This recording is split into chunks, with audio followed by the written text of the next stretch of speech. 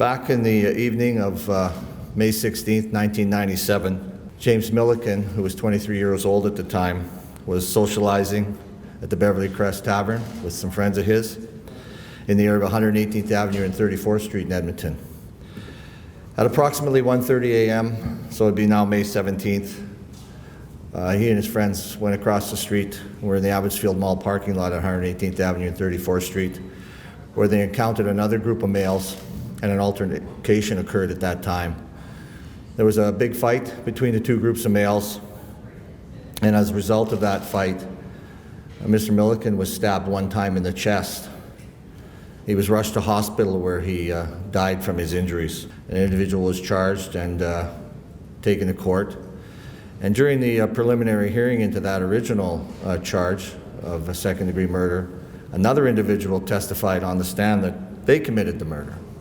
So there were a lot of issues with this file. As a result of that confession, the Crown had to stay the charges against the first individual, and further investigations had to take place.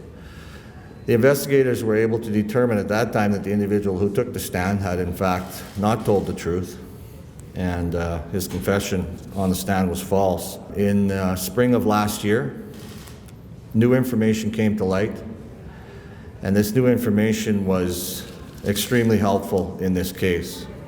As a result of that, our historical homicide unit detectives were able to issue a warrant for the arrest of Darren Young, who was 19 years old at the time of this offense and now 37 years old.